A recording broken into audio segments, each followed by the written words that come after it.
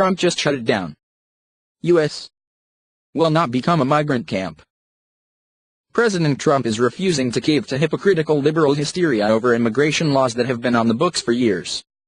After a picture emerged of caged illegal kids from the Obama era, liberals have suddenly taken up the torch for so-called tortured illegal kids.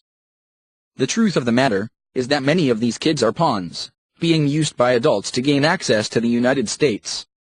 Furthermore, the kids, who are housed in shelters, have a better quality of life than the 13 million impoverished American kids, and all on the taxpayers' dime. From the Hill. A defiant President Trump on Monday defended his administration's policy of separating undocumented children from their parents at the southern border, saying the nation must not become a camp for migrants. The United States will not be a migrant camp and it will not be a refugee holding facility. It won't be, Trump said at the White House during a meeting for his Space Council. Not on my watch, he added. Trump again blamed Democrats for the problem, though the separations are a result of a directive issued by his own administration earlier this year. I say it's very strongly the Democrats' fault, he said Monday. If the Democrats would sit down instead of obstructing, we could have something done very quickly, Trump added later. Good for the children, good for the country, good for the world. The remarks come as Trump is facing mounting pressure to change the policy, which his administration implemented in an effort to deter illegal immigration. The Department of Homeland Security says nearly 2,000 minors have been separated from their adult guardians in the 6 weeks following the administration's announcement of a zero-tolerance policy against illegal crossings at the U.S. Mexico border. The separations have triggered a nationwide outcry from Republicans and Democrats who say they are inhumane, and Trump and his top aides have struggled to explain the policy. Trump earlier Monday doubled down on the controversial policy in a string of tweets while calling on Congress to change laws to end the policy, a sign he is unmoved by the criticism. In his remarks later in the day, the president sought to justify his efforts to ramp up immigration enforcement by claiming murderers and thieves who are illegally entering the U.S. are bringing death and destruction.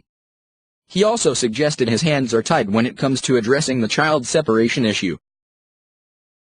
We could have an immigration bill. We could have child separation. We're stuck with these horrible laws, he said. They're horrible laws. What's happening is so sad, so sad. And it can be taken care of quickly, beautifully, and we'll have safety.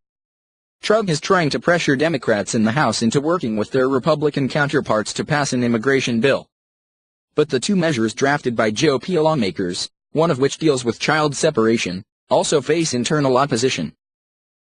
The president is scheduled to meet with House Republicans on Tuesday to discuss the immigration issue, a meeting in which he could hear criticism of his administration's handling of the issue. The child separations stem from the Justice Department's decision in April to prosecute illegal border crossers to the fullest extent of the law. That has resulted in a drastic uptick in people who are being jailed as they await trial, and as a result, have their children taken away from them and placed in detention centers. Trump administration officials have offered up often contradictory explanations for the separations, frustrating critics and supporters alike.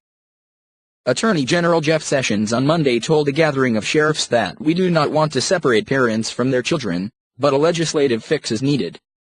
If we build the wall, if we pass legislation to end the lawlessness, we won't face these terrible choices, he said. Department of Homeland Security Secretary Kirstjen Nielsen also defended the policy, saying we will not apologize for doing our job.